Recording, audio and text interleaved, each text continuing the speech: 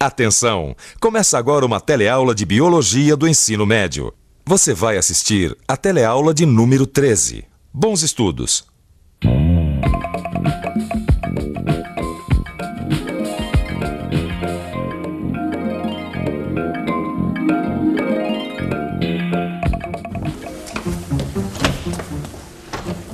Renato! Renato, você vai passar o dia inteiro trancado no banheiro, meu filho?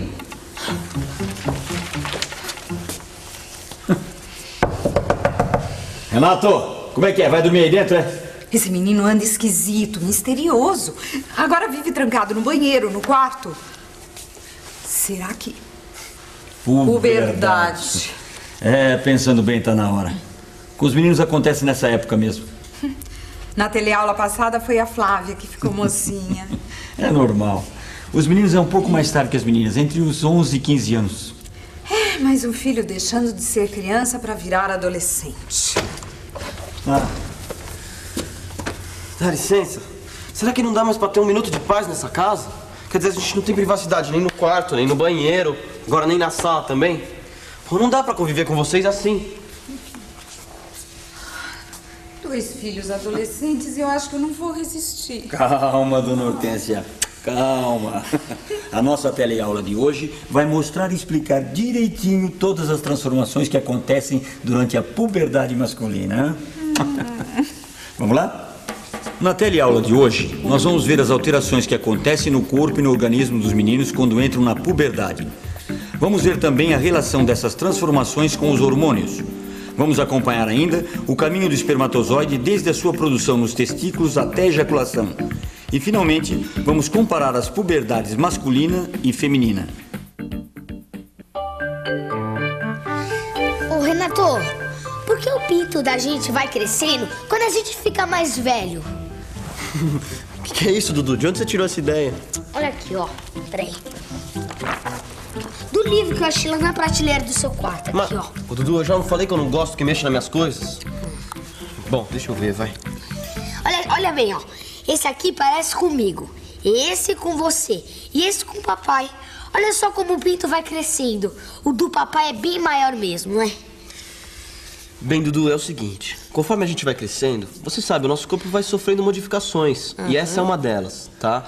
O nosso pênis, ele vai crescendo e vai também ficando diferente. Isso é normal, acontece com todos os homens. Aconteceu com o papai, tá acontecendo comigo e vai acontecer com você, cara. Ah, tá. Vivendo aprendendo, né? Valeu. Quais as transformações que você lembra que aconteceram no seu corpo na época da puberdade? Acho que ganhei massa muscular, pelos, né, nascendo pelo corpo. Transformações físicas totais, tá? E desde pelo no corpo,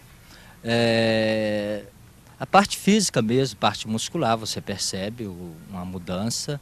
Bom, a gente é uma época de muito medo, né? A gente fica muito preocupado, esse negócio de masturbação, a gente ouve os colegas, né? Aquela conversa que vai desenvolver as glândulas mamárias, se masturbar muito, né?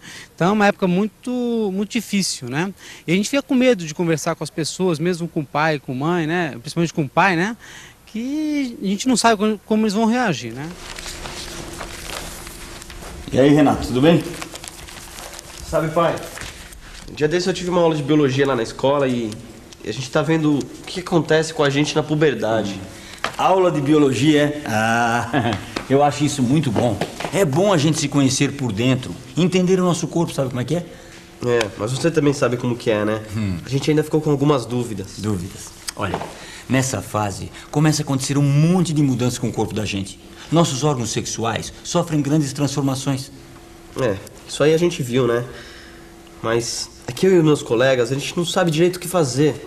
Poxa, cara, eu sinto meu pênis mais sensível. Fico excitado toda hora. É, difícil de controlar, né? Qualquer coisa também me deixa excitado. Às vezes acontece de gozar. Ô, mas será que faz mal se a gente se masturbar? Dizem que cresce pelo na mão e ainda dá dor de cabeça, né? Isso é normal, pai? Vamos por partes. Quando um garoto fica excitado, o seu pênis se enche de sangue e fica duro. A gente chama isso de ereção. Mas você já ficava excitado bem antes, não ficava? Quando era menor? Já ficava assim, mas era diferente, né? O senhor sabe. É que agora as ereções são acompanhadas da ejaculação. O que acontece quando você atinge o clímax da excitação? Quando a gente goza. É isso aí.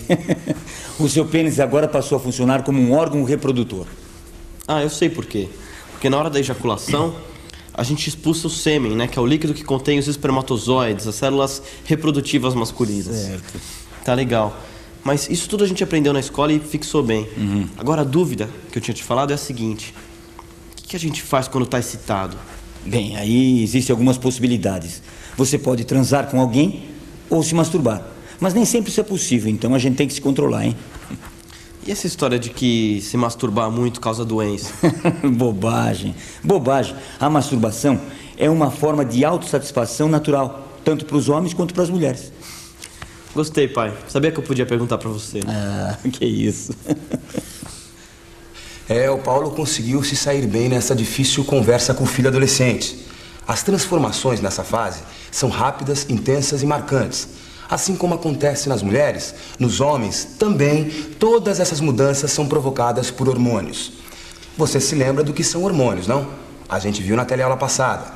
São substâncias químicas que regulam praticamente todo o funcionamento do nosso organismo, inclusive as atividades sexuais e a reprodução. Também como nas mulheres, tudo começa com hormônios fabricados por essa glândula aqui, ó. A hipófise. A hipófise produz o FSH e o LH. Nas mulheres, o FSH estimula a produção e o amadurecimento dos óvulos, células reprodutivas femininas. Nos homens, esse mesmo hormônio estimula a formação de espermatozoides. Já o LH nas mulheres estimula o ovário a produzir outro hormônio, a progesterona. E no homem, age sobre os testículos, estimulando a fabricação de testosterona. Vamos ver então como tudo isso acontece. O LH estimula os dois testículos que ficam aqui no saco escrotal a produzirem hormônios sexuais e espermatozoide. Quando o espermatozoide fica maduro, ele segue por esse canal aqui, olha, o canal deferente, até chegar aqui, nas vesículas seminais. Aqui, ele se junta com outros líquidos produzidos pelas vesículas seminais e pela próstata. Forma-se o esperma. Então, o esperma sai pela uretra, na ejaculação. O trajeto que os espermatozoides percorrem é fácil de acompanhar. São produzidos nos testículos, deslocam-se pelo canal deferente até a próstata e as vesículas seminais.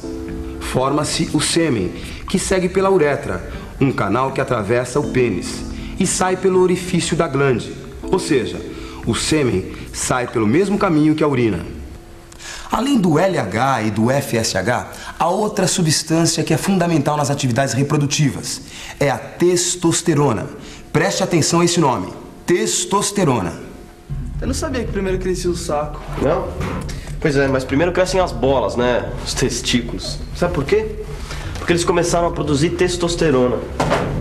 É ela que é responsável por tudo que a gente tá passando. E só depois que crescer o saco que vai começar a crescer o pinto. Ia funcionar também, né? Nossa, eu fiquei vendo as meninas fazendo educação física. Você já reparou como elas estão ficando mais redondinhas? Cheinhas. Gostosinhas. Ô, mas voltando a tal de testosterona, esse pelo, barba, tudo isso nasce por causa da testosterona? Até a nossa voz é essa substância que faz mudar? Bom, pelo que eu entendi é isso mesmo, né? Ela faz mudar a voz e faz encher a cara de espinha, né? Você lembra que a professora falou na aula? A testosterona faz as glândulas sebáceas aumentarem a produção de gordura, né? Tô vendo que a gente podia passar sem essa, né? Verdade, né, meu amigo? Fazer o quê? Bom, vamos nessa, vai que a gente tá atrasado. A testosterona age também nos músculos e nas gorduras dos meninos. Ela aumenta a quantidade dos músculos e direciona a distribuição dos músculos e das gorduras nas diferentes partes do corpo. Os ombros dos rapazes, por exemplo, se alargam, ficam bem mais largos do que os quadris. São transformações que deixam o homem adulto mais forte do que o menino. A testosterona não é um hormônio exclusivamente masculino. Assim como o estrógeno, produzido pelo ovário, ele não é um hormônio exclusivamente feminino. Eles estão presentes nos dois sexos, só que em quantidades diferentes. O homem, ele tem mais testosterona do que a mulher, enquanto a mulher tem mais estrógeno do que o homem. A testosterona e o estrógeno são conhecidos como os hormônios sexuais. Eles provocam impulsos sexuais, tanto nos homens como nas mulheres. Ou seja, são eles os hormônios responsáveis pela atração física que um sente pelo outro. A testosterona também dá uma mãozinha no crescimento dos meninos. Ajuda no alongamento e na calcificação dos ossos. Mas quem é o responsável mesmo pelo crescimento são os hormônios do crescimento. Eles já circulam no organismo na infância, mas na puberdade a hipófise passa a produzir esses hormônios em grande quantidade. Resultado, os meninos crescem muito mais rápido.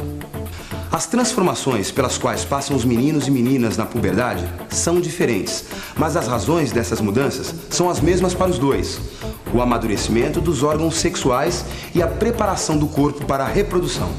Na mulher, a quantidade de hormônios variava ao longo do ciclo menstrual, lembra? Já no homem, os hormônios se mantêm em níveis constantes, ou seja, o homem produz espermatozoides continuamente, sem parar, enquanto as mulheres produzem apenas um óvulo por mês. Os homens estão férteis durante todo o mês. Seus espermatozoides podem fecundar um óvulo em qualquer época do mês, desde que a sua parceira esteja em período fértil. A Flávia e o Renato não estão mudando só no físico, não, viu, Paulo? Eles estão diferentes, mas contestadores, acham que são donos do mundo. Você não se lembra da gente nessa idade, não? As alterações psicológicas fazem parte do processo de amadurecimento. Eu não sei até que ponto essas transformações se devem também aos hormônios da puberdade. É difícil saber. É difícil descobrir se os comportamentos estão sendo influenciados por aspectos biológicos ou outras razões sociais, culturais e até religiosas. Eu acho que tudo é motivo para transformação, viu, Paulo? Por isso que eu fico tão preocupada. Eu também fico assustado. Filhos na puberdade deixam qualquer pai preocupado. O exemplo é o que tem de melhor pra gente dar pra eles, sabia? E nesse ponto, eu acho que nós dois somos adultos bem legais, concorda? Isso mesmo. Bom, para ver se a gente entendeu mesmo tudo sobre a puberdade masculina, vamos fazer uma revisão. E atenção, se liga aí que é hora da revisão. Na teleaula de hoje, você viu que na puberdade acontecem uma série de transformações físicas e psicológicas nos meninos. Os órgãos sexuais crescem, aparecem pelos pelo corpo e barba no rosto. Essas são transformações que acontecem uma vez. A produção de espermatozoides e testosterona passa a ocorrer continuamente. Nós vimos também nessa teleaula qual é o caminho do espermatozoide. Da sua produção nos testículos à chegada nas vesículas seminais e na próstata, aonde forma-se o sêmen, até a ejaculação através do pênis, passando pela uretra. E por fim vimos que a puberdade masculina e a feminina têm suas semelhanças. São períodos em que o corpo se prepara para a reprodução, e alguns hormônios como o FSH e o LH estão presentes tanto na menina quanto no menino adolescente. Mas a nossa teleaula de hoje mostrou também algumas diferenças entre o desenvolvimento das moças e rapazes, semelhanças e diferenças importantes para se entender o funcionamento do nosso organismo. Filhão, mas vai me estragar a gilete com essa barba dura, hein? Vai zoando, vai, coroa. Tô só cuidando de você, que isso? Então tá, então agora eu vou cuidar de você um pouquinho, tá legal? Quando foi a última vez que o senhor passou por um urologista, hein? Urologista, eu? Pois é. Minha professora disse assim que é muito importante o homem consultar o urologista periodicamente, viu? Principalmente depois dos 50, por causa do câncer da próstata. É verdade. Depois dessa idade aumenta muito a incidência dessa doença nos homens, sabia? Exatamente. E ela disse assim que se a doença for descoberta logo, tem cura, viu? E o tratamento é muito simples. Tá bom. Eu prometo que eu vou marcar uma consulta. Prometo. Como você sempre me diz, né, pai? Tem que se cuidar. Pais, melhor não tê-los. Se não tê-los, como nascer, né? Até a nossa próxima teleaula. E não esqueça de fazer os exercícios da apostila. Bom estudo, hein?